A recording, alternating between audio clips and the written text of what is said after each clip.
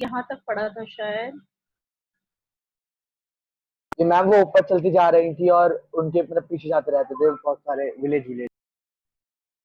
हाँ,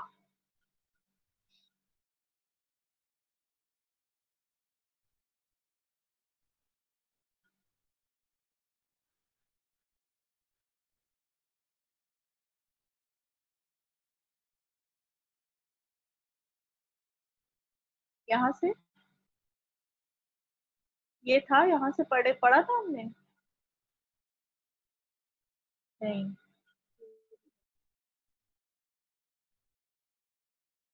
ये यहाँ तक तो हो चुका था हमारा, ये हो चुका था, यहाँ से था ये सुहाना सफर और ये मौसम हंसी कल हो गया था, है ना। पर मैं मौन थी, यहाँ से पढ़ना है ना। यस और नो। सौम्य आपको ज्यादा पता होता है, बताओ बेटा। मैम ऊपर से ही पढ़ना होगा। मैम सुहाना सफर वाला के भी पैराग्राफ स्टार्टिंग का। सुहाना सफर वाला पैराग्राफ स्टार्टिंग था। स्टार्टिंग में यहीं से इस भिखारी इस भीतरी हो चाहिए। हाँ सर ये या तो और होगा। देख, रास्ते हाँ वीराने मैम और यहाँ से सकरे। मैम यहीं से। ठीक है, ठीक है, चलिए। अब आप ये देखो बेटा, अब लेखिका ये कहती है, फील करके सुनना, मैं दोबारा बोल रही हूँ, और बहुत अच्छे से सुनना, ठीक है। जब आप फील करके सुनेंगे तो आपको लगेगा कि वाकई आप भी घूम रहे हैं वहां पे। अब देखते देखते लेखिका कहती है कि जो रास्ते हैं वो वीरान होते जा रहे थे। वीरान इसलिए हो रहे थे कि वहां पे ना घर थे, ना लोग ज्यादा थे, और सकरे रास्ते होते जा रहे थे। संकरे रास्ते यानी कि घुमा, जब जैसे जैसे पहाड़ों के ऊपर हम जाते हैं तो रास्ते पतले होते जाते हैं, और पतले के साथ साथ ज्यादा घुमावदार होने लगते हैं। जैसे जलेबी होती है, जल्दी जल्दी घूम जाती है, उसी तरह से रास्ते होते जाते हैं। सारी चीजें पीछे छूट रही थी, और हिमालय जो है विशाल काय रूप में उनके आगे आने लगा था। अब घटाएं गहराती गहराती पाताल नापने लगी थी। जब हम बहुत ऊंचाई से नीचे देखते हैं तो प्रतीत होता है कि हम पाताल की ओर देख रहे हैं। वादियां चौड़े होने लगी थी, बीच बीच में करिश्मे की तरह रंग बिरंगे फूल शिद्दत से मुस्कुराने लगे थे, और उन भीमकाय पर्वतों के बीच और घाटियों के ऊपर बने संकरे कच्चे पक्के रास्तों से गुजरते हुए ऐसा लग रहा था जैसे वो किसी हरियाली गुफा के बीच में से निकल रहे हों। ये हमने कल कर लिया था, ठीक है। अब यहां से हम देखते हैं, अब इस बिखरी असीम सुंदरता का सभी के मन में, जितने भी सैलानी गाड़ी में जा रहे थे लेखिका के साथ, सब झूम झूम कर गाने लगते हैं, सुहाना सफर और ये मौसम हसी। लेकिन उनके बीच में भी जो लेखिका थी वो मौन थी। वो मौन इसलिए थी कि वो ये चाह रही थी कि इन परिदृश्यों को वो अपने अंदर भर ले। इतने सुंदर दृश्य जो एक परी कथा की तरह काल्पनिक है, वो उनको ऐसा लगता है कि मैं अपने अंदर भर लूं, और मेरे उसके भीतर कुछ बूंद बूंद पिघलने लगा। पर उसका मन पिघलने लगा, और वो जीप की खिड़की से अपनी मुंडकी यानी कि अपना सिर निकाल निकाल कर कभी आसमान को छूते हुए पर्वतों के शिखर देखती थी, कभी वो दूध की तरह बहती हुई झरनों की धारा को देखती थी, तो कभी नीचे चिकने चिकने गुलाबी पत्थरों के बीच इठलाती बहती चांदी की तरह तिस्ता नदी को देखती थी। तिस्ता नदी वहां पर आकर उसका वेग बहुत बढ़ जाता है, बहुत चौड़ी नदी हो जाती है, जो उनके साथ सिलीगुड़ी से थी, सिलीगुड़ी से उसको तिस्ता नदी दिख रही थी, यहाँ पर आकर और भी ज्यादा वो चौड़ी और वेग भरी हो जाती है। अच्छा, अब आप ये देखो, यहाँ पर उसका सौंदर्य बहुत ज्यादा था। किसका? तिस्ता नदी का। और इतनी खूबसूरत नदी लेखिका ने पहली बार देखी थी, और उसके बाद वो इतनी खुशी से इतनी रोमांचित हो जाती है, मानो उसको लगता है कि वो चिड़िया के पंखों की तरह हल्की हो गई है, और उसका मन उड़ने को कर रहा है। चिड़िया के पंखों की तरह हल्की, उसका मन उड़ने को करता है। अब वो विशाल हिमालय को सलाम करना चाहती है, उसको सलामी देना चाहती है कि तभी एक जगह पर जीप रुक जाती है और वो बहुत ऊंचाई पूरे वेग के साथ ऊपर शिखर से गिरता हुआ, मतलब दूध की तरह जो झरना वहां पे गिर रहा है, उसका नाम था सेवन सिस्टर्स वाटरफॉल। ये आसाम में बहुत अच्छी जगह है। अगर आप लोग गए हैं कभी, मैंने तो देखा इसको, एक ही पहाड़ है चौड़ा सा, वहां से 7 धाराएं गिर रही हैं, 7 झरने एक साथ थोड़ी थोड़ी दूरी पर गिरते हैं, जिसका नाम है सेवन सिस्टर्स वाटरफॉल। अब वहां पर जब उनकी जीप रुकी, सारे सैलानी नीचे उतरे और उस मनोरम दृश्य को, उस खूबसूरत लम्हों को सबने कैमरे में कैद करना शुरू कर दिया। लेकिन जो हमारी लेखिका है, वो एक अभिशापित राजकुमारी की तरह, जैसे किसी राजकुमारी को शाप मिल गया हो कि वो चुपचाप रहे, कुछ बोले ना, उसी तरीके से लेखिका भी वहां नीचे उतरी जीप से और उसने बिखरे हुए इतने सुंदर दृश्य को देखा। एक भारी भरकम पत्थर पर जाकर बैठ गई और उसने उस संगीत को अपनी आत्मा से सुना जो झरनों की आवाज से निकल रहा था। अगर आप कभी झरना देखेंगे, आंखें बंद करके सुनेंगे, तो आपको ऐसा लगेगा कि कोई इंस्ट्रूमेंटल म्यूजिक बज रहा है। तरह तरह की आवाजें अलग अलग तरीके से आपको सुनाई देंगी। वो महसूस करने वाली बात है। हम झरना देखते हैं और झरने को झरने की तरह पानी में खेलते हैं, आ जाते हैं, लेकिन कभी एकांत में जाना, तो बैठना जरूर, वहां पे आंखें बंद करके सुनना, बेटा आपको बहुत अलग अलग तरीके की आवाज सुनाई देंगी, जिससे कि आत्मा को एक शांति सी मिलेगी। और थोड़ी देर के बाद बहती जल धारा में जब उसने पांव डुबोया, तो अंदर तक उसका मन जो है वो भीग गया, यानी कि वो काव्यमय हो चुकी, उसके मन से कविता फूटने लगी, उसका मन अंदर तक शीतल हो गया और उस सौंदर्य को, उस सत्य को उसका मन छूने लगा। अब आप ये देखो बेटा, इतना अनूठा, इतने सुंदर क्षण उसके अंदर, यानी कि लेखिका के अंदर जीवन की शक्ति का प्रवाह बढ़ने लगा। उसको एहसास अपने जीवन का होने लगा कि वास्तविकता जीवन की यही है, इतनी खूबसूरत है।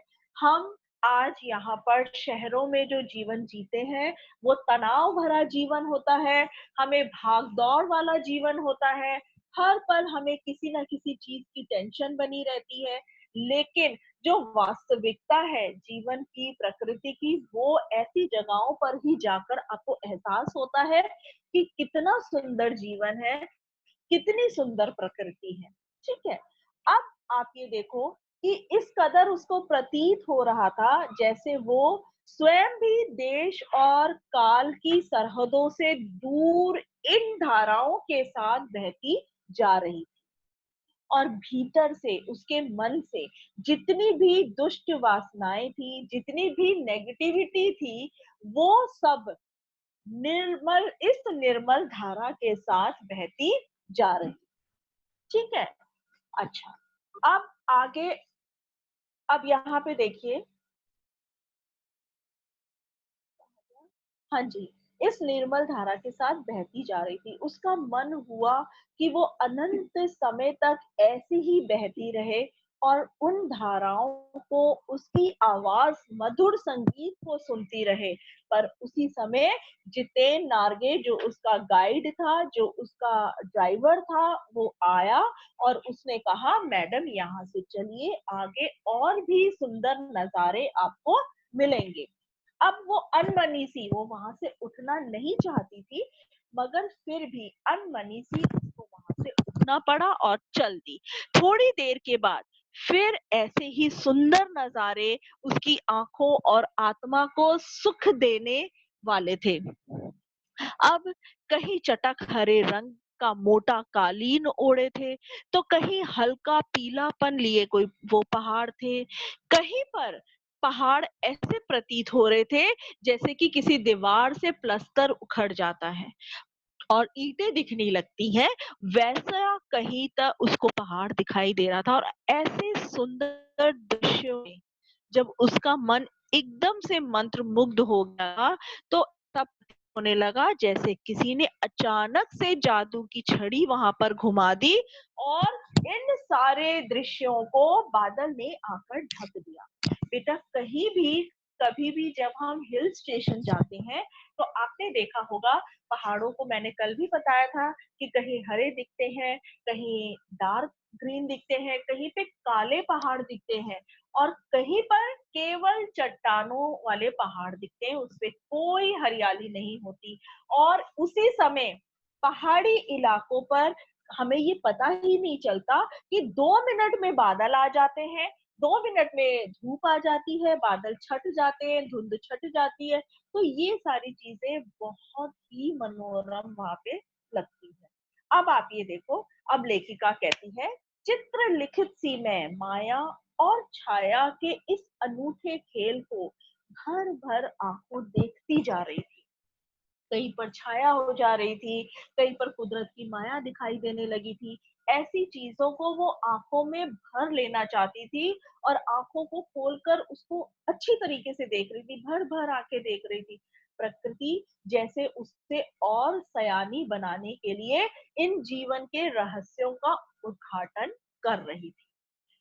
जीवन के ये रहस्य आप ये देखो, यहाँ पर बेटा कुदरत में बहुत सारे रहस्य छुपे हुए हैं, बहुत सारे रहस्य हैं जो हम कभी जान नहीं पाते। अगर आप किसी भी चीज की गहराई में आप जाएंगे, कोई एक चीज आप पकड़ लो, चीज क्या कोई एक टॉपिक आप पकड़ लो और उसकी गहराई में जब आप अध्ययन करते जाएंगे तो आपको पता चलेगा कि इसकी कितनी गहराई है। बेटा कहीं हम नींव से जब कोई चीज देखने की कोशिश करते हैं कि ये कैसे उत्पत्ति हुई इसकी, ये कैसे आगे बढ़ी, कैसे अस्तित्व में आई, तो इन चीजों की जब हम खोज करते हैं तो हमें पता चलता है कि वास्तविकता क्या है। उसी तरह इस प्रकृति की इतने रहस्य हैं और उन रहस्यों को जानने के लिए शायद हमारी उम्र भी कम पड़े, इतने रहस्य हैं। तो वो लेखिका इसी बात को कहती है कि मुझे और भी सयानी बनाने के लिए शायद ये प्रकृति जीवन के रहस्यों का उद्घाटन करने में तुली हुई है। अब इतने में धीरे धीरे जो धुंध की चादर थी वो छट गई, धुंध हट गई, कहीं पहाड़ के बीच में से धुंध आ रही थी, वो छट गई और अब वहां पर वही पहाड़ थे जो धुंध के पीछे छिप गए थे।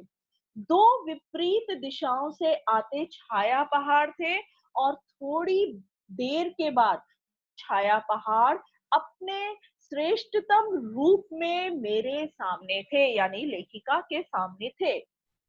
अब लेखिका ने थोड़ी देर के लिए जीप को रुकवाया, नार्टो को उसने बोला कि जीप को रोको। और जब उसने अपनी गर्दन घुमाई तो सब ओर जैसे जन्नत बिखरी हुई थी।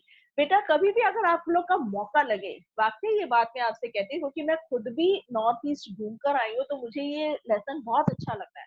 अगर आप लोग को कभी मौका लगे तो आप अपने पेरेंट्स को जरूर बोलना कि नॉर्थ ईस्ट घुमा के लाए, बहुत अच्छी जगह है। वाकई में जो वहाँ की खूबसूरती है वो देखकर आप हर चीज भूल जाएंगे। जन्नत है, सही में जन्नत है वो। अब नजारों की छोर तक खूबसूरती ही खूबसूरती थी और अपने को निरंतर दे देने की अनुमति करवाते ये पर्वत, झरने, फूल, घाटियां, ये दुर्लभ नजारे थे जो और कहीं आपको शायद देखने को नहीं मिलेंगे। ऊपर पहाड़ों से झरने बह रहे हैं, नीचे नदियां बह रही हैं और वहां पर कहीं कहीं पर बोर्ड लिखा हुआ है थिंक ग्रीन। क्लियर। अब आप आगे देखें, आश्चर्य। अब लेखिका कहती है कि कितना आश्चर्य है कि पल भर में ब्रह्मांड में कितना कुछ घटित हो रहा है। घटित हो रहा है, कहीं पे एकदम से बादल आ जाते हैं, एकदम से बारिश होने लगती है, जैसे आप चेरापूंजी ही वहां पर जाए नॉर्थ ईस्ट की तरफ, चेरापूंजी इतनी अच्छी जगह है कि 2 मिनट में बादल आ जाते हैं, 2 मिनट में काली घटाएँ आ जाएँगी, बारिश शुरू हो जाएगी, 2 मिनट में हट जाएगा। तो बहुत सुंदर-सुंदर इस ब्रह्मांड में जगहें हैं और घटनाएँ घटित होती रहती हैं। अब ये देखो कि प्रवाहमान झरने, नीचे वेग से बहती हुई तीस्ता नदी और सामने उठती हुई धुंध और ऊपर से मंडराते हुए बादल और इसके साथ मंद-मंद बहती हुई हवा और वहाँ के जो फूल हैं प्रियता और रोडोडेंड्रो के नाम से जो फूल हैं, वो अपनी-अपनी लय और तान में प्रवाह में बहते हुए अपना हिलते-डुलते रहते हैं। और उसी समय इसी सतत प्रवाह में तिनके सा बहता हमारा वजूद, यानी कि इन सब चीजों के साथ बहता है हमारा भी मन वहां पे उड़ने को बेचैन है। अब पहली बार यह एहसास हुआ कि जीवन का आनंद यही है, चलायमान सौंदर्य। हमारे जीवन का हम मूवी देखने में अपना आनंद लेते हैं, हम घूमने फिरने में, मॉल जाने में आनंद लेते हैं, मगर वास्तविकता ये है कि जीवन का आनंद यही चलायमान सौंदर्य है। क्लियर? अच्छा, अब देखिए आगे। संपूर्णता के उन क्षणों में मन इस बिखरे सौंदर्य से इस कदर एकात्म हो रहा था कि भीतर बाहर की रेखा ही मिट गई थी, आत्मा की सारी खिड़कियां खुलने लगी थी और सचमुच वहां पर लेखिका को ऐसा महसूस हो रहा था कि वो ईश्वर के इतने निकट है। जब हम प्रकृति को देखने की कोशिश करते हैं, उसको जानने की कोशिश करते हैं, तो हमारे अंदर की जितनी भी नेगेटिविटी है, जितनी भी बुराइयां हैं, वो क्षण भर में दूर होने लगती हैं और ऐसा लगता है कि हम ईश्वर के करीब आ गए। और उसी के बाद तुरंत ही उसको वो प्रार्थना याद आ जाती है, साना-साना हाथ जोड़ी और तभी उसके ये सारी जो सोच थी वो खंडित हो जाती है और वास्तविकता में वो आ जाती है। एक टूटी हुई टहनी की तरह वास्तविकता में आ जाती है। अब आगे हम देखते हैं बेटा, दरअसल मंत्रमुग्ध सी मैं तंद्रित अवस्था में ही थोड़ी दूर तक निकल आई थी। अब ये सब नजारे देखती हुई और साना साना हाथ जोड़ी कविता अपने मुंह पे गुनगुनाती हुई जब वो थोड़ी दूर आगे निकल आती है तो अचानक से उसके पैर रुक जाते हैं एक जगह, यानी कि उसके पैरों पर ब्रेक लग जाती है और उस ब्रेक लगने को या पैर रुकने की उसने तुलना कैसे करके बताया है, वो ये कहती है, ऐसा लगा कि कोई नृत्यांगना, कोई डांसर बहुत पूरे अपने जोश में डांस कर रही हो, नृत्य कर रही हो और अचानक से उस नुपुर टूट जाए, यानी कि जब उसके अचानक से घुंघरू टूट जाए, तो घुंघरू के टूटते ही वो एकदम से रुक जाती है। उसी तरह लेखिका अपने प्रकृति को देखती हुई, सोचती हुई, गाना गुनगुनाती हुई वहां से जा रही थी कि अचानक उसके पैर एक जगह रुक गए। और क्यों रुके? उसने ऐसा क्या देखा? उसने देखा कि इस अद्वितीय सौंदर्य के निरपेक्ष कुछ पहाड़ी औरतें पत्थर पर बैठी पत्थर तोड़ रही थी। उन पहाड़ी औरतों के हाथ जो थे वो ऐसे कोमल थे जैसे कि गुंदा हुआ आटा। गुंदे हुए आटे को आप देखेंगे तो बहुत नरम मुलायम होता है, उसी तरह उनके हाथ थे और उन्हीं नाजुक हाथों में उन्होंने फावड़ा पकड़ रखा था और हथौड़ा पकड़ रखा था और साथ में बेटा पीछे अपनी टोकरी में बच्चे बांधे हुए थे। साथ में अपने बच्चों को भी उन्होंने बांधा हुआ था और साथ में वो काम भी कर रही थी और कुछ औरतें तो कुदाल लेकर पूरी ताकत के साथ जमीन पर मार रही थी, यानी कि वो वहां पर से गुजरने का रास्ता बना रही थी। बेटे ये देखो, हम बाहर जाते हैं हिल स्टेशन पर, हमें साफ सुथरा रास्ता मिलता है, चौड़ी पतली सारी सड़कें मिलती हैं, हमारे सुरक्षा का वहाँ पे इंतजाम होता है, मगर उन रास्तों को कभी हमने सोचा है कि बनाने वाली जो पत्थर तोड़ने वाली औरतें हैं, उनके जीवन की कितना कष्ट और कितना जोखिम भरा होगा। पहले हमें तो मिल गया रास्ता, लेकिन जिस रास्ते को उन्होंने जिन चट्टानों को तोड़ा है, जिस जोखिम को उठाकर वो पत्थर तोड़े हैं, उनकी ज़िंदगी के बारे में सोचो और पीछे वो अपने बच्चों को भी बाँध के रखती हैं। वो कहती है, इतने स्वर्गीय सौंदर्य में जहाँ पे नदी, फूल, वादियाँ, झरने सब कुछ है, मगर उनके बीच में एक और चीज़ है जो हम नज़रअंदाज करते हैं, भूख, मौत, डरने और जिंदा रहने की यह जंग। उन पहाड़ी लोगों की जिंदा रहने की यह जंग और मातृत्व और श्रम साधना एक साथ। देखो, हम तो घूमने जाते हैं खुश होके अपना वेकेशन 10-15 दिन में वापस आ जाते हैं। लेकिन वहाँ पे जो रहने वाले हैं, उनकी ज़िंदगी भूख भूख के लिए, मौत से कोई उनको डर नहीं है, इन और जिंदा रहने के लिए जो उनको काम वहाँ पे करने पड़ते हैं, अपने बच्चों को साथ लेकर मतलब माता का दुलार भी साथ है और श्रम भी साथ है। ये चीज़ें देखते हुए लेखिका को सोचने पर मजबूर कर दिया और उसने वहाँ पर खड़े बीआरओ यानी कि बोर्ड रोड ऑर्गेनाइजेशन के एक कर्मचारी से उसने पूछा कि यह क्या हो रहा है और उस कर्मचारी ने उसको चुहलबाजी यानी कि उसको थोड़ा सा व्यंग कसते हुए क्या बोला उस अंदाज में कि जिन रास्तों से गुजरते हुए आप हिम शिखरों से टक्कर लेने जाते हैं, आप बर्फ देखने जाते हैं, जिन रास्तों से गुजर कर जाते हैं, उन रास्तों को ये पहाड़ी ने चौड़ा बनाती हैं। इन्हीं पहाड़ों को तोड़-तोड़ कर रास्तों को चौड़ा बना रही हैं और बड़ा खतरनाक कार्य होगा यह। ये लेखिका के मुँह से निकलता है कि हाँ, बड़ा खतरनाक कार्य होगा और वह संजीदा हो गया। यानी कि कौन संजीदा हो गया?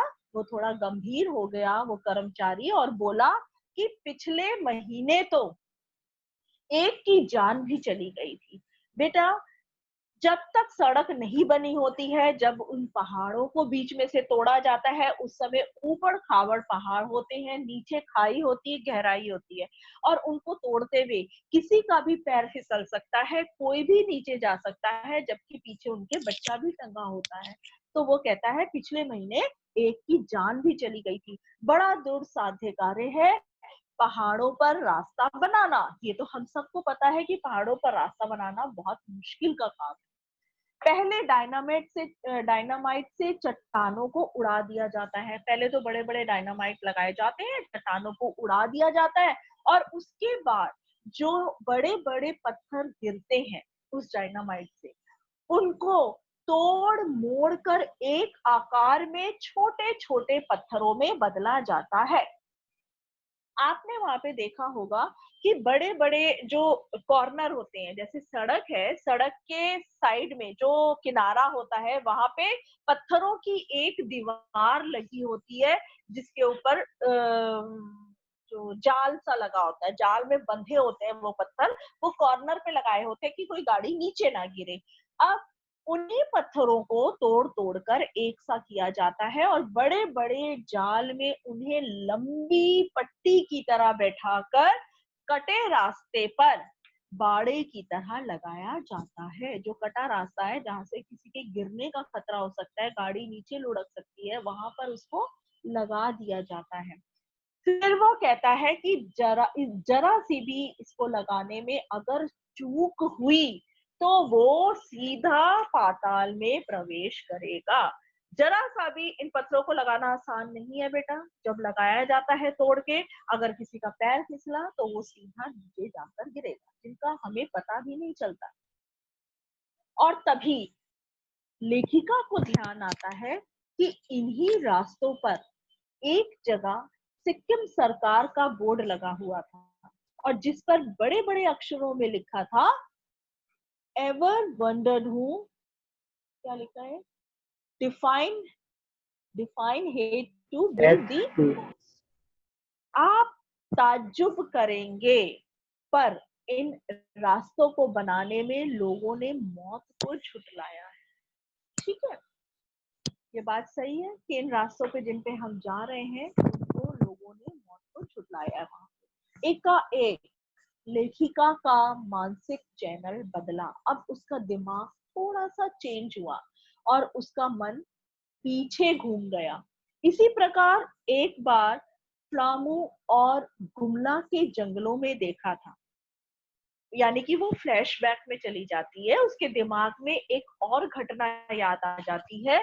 कहाँ की घटना? फ्लामू और गुमला के जंगलों में, जहां पर पीठ पर बच्चों को कपड़े से बांधकर जो औरतें हैं, वहां की आदिवासी औरतें, वो पत्तों की तलाश में वन वन डोलती हैं।